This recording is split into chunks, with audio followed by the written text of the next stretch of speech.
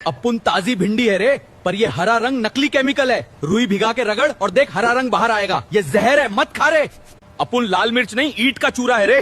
पानी में डाल और देख लाल रंग नीचे बैठेगा। पत्थर खा रहा है तू रे, कैंसर हो जाएगा।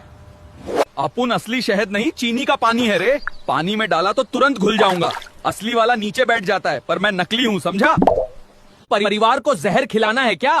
वीडियो शेयर कर और कमेंट में फेक लिख दे। जल्दी कर, वरना सब बीमार पड़ेंगे रे।